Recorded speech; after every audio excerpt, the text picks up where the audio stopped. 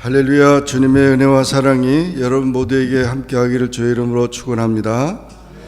오늘 제목을 다 같이 따라하겠습니다. 행복한 가정. 여러분들에게 질문을 해보겠습니다. 여러분의 가정이 행복하다고 생각하는 분들 다 손 드세요. 행복하다. 옆에 사람 눈치 보지 못하고 내리세요. 우리 가정이 불행하다고 생각하는 사람 들어보세요. 그런 분은 한 분도 없네요. 참 하나님은 우리의 가정이 행복하기를 원하십니다. 믿습니까? 그러나 오늘날 우리 가정의 달을 맞이했지만 가정이 행복한 가정이 그렇게 많지 않습니다. 오늘날 성해방 풍조라든지 동성애, 낙태, 아이를 낳지 않으려는 것, 또 여성우위, 싱글족, 이혼, 간음, 황혼위원도 있대요. 이제는 나이가 노인이 됐는데 이혼을 하는 분들이 많대요. 그렇게 노인이 돼서 이혼해서 뭘 하시려는지 모르겠어요. 그리고 젊은 사람들도 이혼율이 지금 40% 이상, 거의 결혼을 하면 반이 다 이혼을 한다는 거예요. 그래서 결혼을 안 한대요. 그뿐만 아니라 아기들을 막 유기 버리고 가족 간의 대화가 단절돼 가지고 어느 그 통계에 의하면 고등학생이 하루에 아버지하고 이야기하는 시간이 5분도 안 된대요. 5분도 안 돼요. 대화 시간이. 스마트폰들이 더 있어가지고. 그리고 노인 학대가 많대요. 요즘에는 노인들이 아들한테 매맞고 또 그 며느리한테 매맞고 이래가지고 노인들이 지금 많이 어려움을 당한대요. 이 모든 것들이 가정의 위기 상황이 얼마나 심각하다는 사실을 보여주고 있습니다. 하나님은 우리가 오늘 본문에 있는 말씀을 보면 하나님께서는 3가지 명령을 주셨어요. 첫째, 결혼을 하라. 둘째, 일을 하라. 노동의 명령. 셋째, 안식을 하라. 안식일을 지키라. 3가지 명령을 줬어요. 그것은 각각 무엇입니까? 결혼을 하게 되면 가정을 이루게 되고, 일을 하게 되면 직장이 있는 것이고, 또 안식일을 지키는 것은 우리 신앙생활을 잘하라는 거죠. 그 3가지가 가장 중요한 명령인데 이걸 문화 명령이라고 부릅니다. 이것이 죄가 들어오기 전에는 잘 그것이 이루어졌는데 죄가 들어오면서부터 이것이 문제가 심각하게 됐어요. 그래서 결혼과 노동과 안식이 무거운 짐이 아니고 행복하고 즐거운 것이었는데 죄가 들어오면서부터 오염이 되어버렸어요. 그래서 결혼이 원래의 의미를 잃어버렸고 노동도 힘들고 고통스럽게 변했습니다. 안식일도 그 의미를 잃어버리고 지키기 어려운 계명으로 변해버렸습니다. 이래서 가정에 위기가 온 것입니다. 오늘 본문의 말씀은 하나님께서 아담과 하와를 이렇게 짝지어 주셔서 결혼을 하게 하고 가정을 이루는 그런 원초적인 말씀입니다. 예수님 당시에도 많은 유대인들이 모세의 율법을 가지고 예수님께 질문을 했을 때 예수님이 이 창세기를 가지고 말씀했습니다. 그와 마찬가지로 오늘날도 이 창세기 이 말씀이 우리의 성경대로고 원리대로라는 거죠. 그것이 기초라는 거죠. 그것을 우리가 잊지 말아야 한다는 것입니다. 이 말씀을 보면 첫째로 우리가 생각할 것은 남자와 여자는 동일한 하나님의 형상대로 지음을 받았다는 것입니다. 하나님께서 아담의 옆구리에 갈비뼈를 취해가지고 그러니까 마취시킨 거죠. 그래가지고 갈비뼈를 가지고 하와를 만들어서 둘이 짝을 지어줬다는 겁니다. 다 생김새가 다르지만 그렇다고 신분의 차별이 있는 것이 아닙니다. 남자는 책임자와 대표자의 직분을 주었어요. 그래서 가정에 일어나는 모든 일은 남자가 책임을 져야 합니다. 이러니까 여자분들이 좋아하실 것 같아요. 자녀들이 아내가 져진 일이든 자녀가 져진 일이든 모든 책임은 남편에게 있습니다. 그 책임을 지지 못하면 참 가장으로서 자기 가정을 책임지지 못하는 그런 사람이 되는 거죠. 아내는 돕는 자로 줬습니다. 헬퍼로. 그래서 올바른 일을 도와야 합니다. 나쁜 일을 같이 도와서 성취하면 안 됩니다. 돕는 배필이란 말은 안내자와 길을 인도하는 안내자와 같다는 거죠. 등산을 하게 되면은 셀파들이 도와주거든요. 그 셀파들의 도움을 받아야 정상에 올라가는 것처럼 아내의 역할이 바로 그런 역할입니다. 남편은 아내를 사랑하고 아내는 남편에게 복종해야 합니다. 결혼은 하나님의 선물입니다. 그러므로 그 선물을 통해서 가정을 아름답게 만드는 것이 결혼의 목적인 것입니다. 두 번째로 여기 말씀에 보면 남자가 부모를 떠나야 한다 그런 말씀이 있어요. 이것은 남편이 자기의 그늘을 만들어야 된다는 거죠. 지금까지는 부모님의 그늘, 조부모의 그늘, 시부모의 그늘 이런 그늘이 계속 있었지만 거기서 독립해서 자기의 그늘을 만들어야 된다는 거예요. 그래야 그 그늘에서 아내와 자녀들이 편히 쉴 수 있다는 것입니다. 결혼을 하고도 계속 부모님의 그늘이나 또는 그런 조부모, 시부모의 그늘 안에 있으면 가정이 편하지 않는 것입니다. 어린아이에게는 부모가 절대적인 존재죠. 그러나 이제 부모를 떠나면 결혼을 하게 되면 이제는 부모의 그늘에서 떠나야 된다는 거예요. 그래서 육체적으로, 정신적으로, 모든 경제적으로 독립을 해야 되는데 계속 그것을 의지하려고 하면 안 된다는 거예요. 한국에서 여자들이 남성을 고르는 기준이 이런 말이 있대요. 돈키호테라는 말이 있대요. 여러분 그 말 아세요?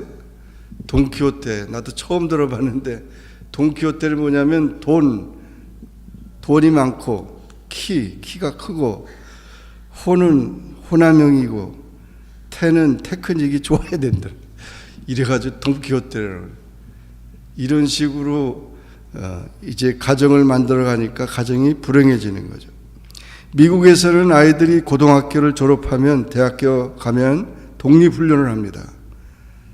그래서 대학 생활을 마치면서 결혼을 하면서 부모를 자연스럽게 떠나고 자기가 자기 독립적으로 자기 그늘을 만듭니다. 결혼을 했다면 일단 부모에게서 육체적, 정신적, 경제적 독립을 해야 합니다. 어떤 목사님에게 남자 성도가 찾아와서 아내와 이혼을 하겠다고 했대요. 그래서 이혼 이유가 뭐냐고 그랬더니 어머니를 모시고 사는데 어머니 문제로 사사건건 아내와 다툰다는 거예요. 결혼을 했으면 우선적으로 아내를 생각해야 되는 거예요. 부모를 무시하라는 말이 아닙니다. 독립적으로 해야 되죠. 아내를 생각하고 잘 이해시키고 격려하고 위로해서 아내와 함께 부모를 잘 모시도록 하는 책임이 남편에게 있다는 것입니다. 미국에도 부모를 모시고 살지만 별 문제가 일어나지 않는답니다. 왜냐 그러니까 그들은 같이 살아도 살림이 영역이 따로 있어서 식사도 따로 하고 빨래도 따로 하고 각자 따로따로 다 하니까 충돌할 이유가 없다는 거예요. 왜 밥 안 주냐, 왜 뭘 도와주지 않느냐 이런 말을 안 한다는 거죠. 아무튼 우리가 남자가 부모를 떠나는 것이 성서적인 원리인 것입니다. 세 번째, 아내와 연합해야 합니다. 서로의 부족한 부분을 채워주지 않으면 연합은 이루어질 수 없습니다. 연합을 위해서는 부족한 부분이 어디인지 발견하여 그 부분을 서로 채워줘야 합니다. 오늘날의 문제는 서로의 부족한 부분을 정죄하고 비난하기 때문에 문제입니다.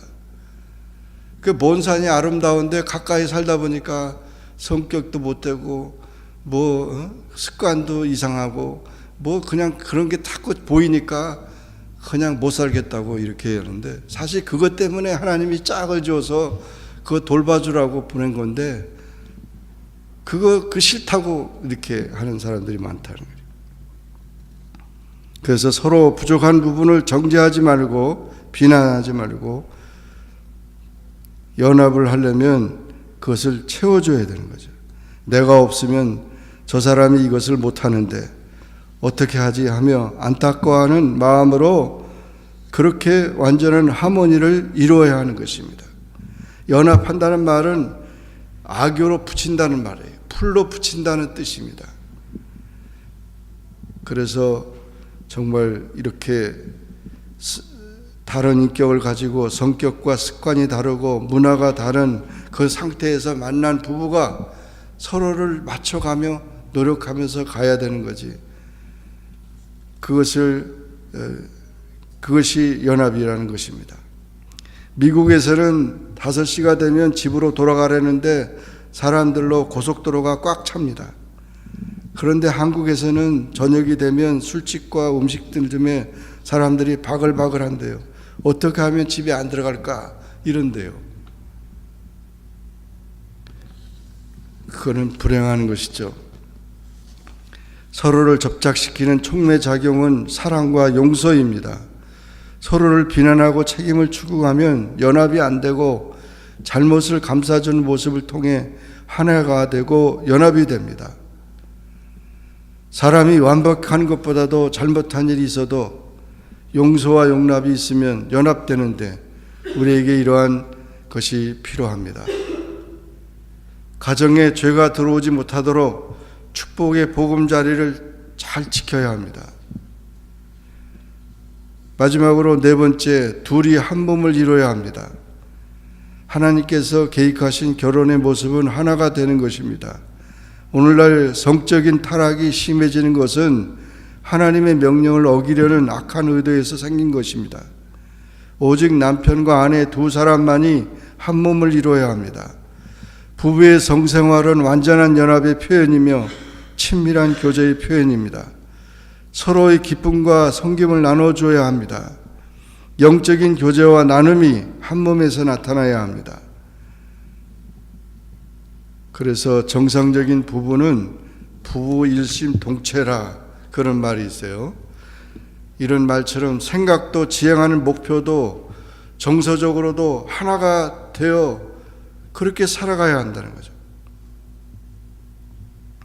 이런 부부가 하나가 되어 하나님께 나와 예배를 드리고 같이 기도하고 하나님께 맡기신 사명을 감당하는 것이 하나님께서 원래 의도한 부부의 모습이라는 것입니다. 부부 생활을 오래 한 사람들은 서로 닮는다고 합니다. 얼굴 모습이나 말하는 것이나 행동하는 것이 닮는다는 것이, 그게 정상적인 거죠. 계속 30년, 40년, 50년 살았는데도 계속 닮지 않고 그렇게 저기 한다 그러면 뭐가 문제가 있는 거죠. 신앙의 핵심으로 우리는 닮아야 합니다. 하나님을 섬기고 사명을 감당해 나가는데 힘쓰도록 해야 합니다. 부부가 신앙적으로 하나 되기를 힘써야 합니다. 신앙이 다른 사람과 결혼한다는 것은 정말 위험한 것입니다. 신앙 안에서 우리가 하나가 되는 그것이 가장 중심이고, 그러면서 모든 걸 하나씩 만들어 가야 되는 거죠. 사랑하는 성도 여러분, 하나님은 가정을 통해서 사회와 국가를 이루시고 이 세상을 이루십니다. 가정은 부부를 통해서 형성해 나갑니다. 부부가 바로 되지 않으면 가정의 모든 것이 바로 될 수 없습니다. 부부가 바로 되기 위해서는 하나님 보여주신 설교대로 나가야 합니다. 건전한 독립을 유지해야 하고 서로 연합하기를 힘써야 하고 힘들다고 포기하지 마십시오. 우리가 노력해야 합니다. 자신에게 문제가 있다고 생각하고 부족한 점을 고쳐야 하고 서로를 깨끗하게 해서 연합이 되도록 해야 합니다. 사랑과 용서를 통해서 두 사람이 연합을 촉진시켜야 합니다. 육체적으로, 영적으로, 마음적으로 온전한 하나를 이루어서 하나님을 기쁘시게 하고 하나님 맡겨주신 사명을 감당해 나가는 우리 모두가 되기를 주의 이름으로 축원합니다. 기도하겠습니다. 축복의 하나님 아버지 감사합니다. 5월달 가정의 달에 우리 가정을 행복하게 하기를 원하시는 주님, 오늘 이 시간 주의 말씀을 듣고 우리 가정에 무엇이 문제가 있고 우리가 불행한 것이 무엇인가를 깨닫고 다시 행복을 찾아서 우리 가정이 정말 자녀들과 더불어 남편과 아내가 모두가 참 행복하고 건강하고 복된 가정을 다 만들어 가도록 도와주시옵소서. 그래서 하나님 앞에 예배 드릴 때마다 하나님의 은혜로 충만하고 또 우리의 모든 걱정 근심이 사라지고 영육간에 강건하여서 하나님의 나라 사명을 감당하는 우리 모두가 되도록 복된 가정이 되도록 축복해 주옵소서. 예수님의 이름으로 간절히 기도하옵나이다. 아멘. 하나님이 우리에게 명령하신 대로 행복한 가정을 만들고 주님께 영광을 다짐하는 우리 모든 성도들에게 이제부터 영원히 함께 하시기를 간절히 축원하옵나이다. 아멘. 감사합니다. 가정의 달을 맞이하여서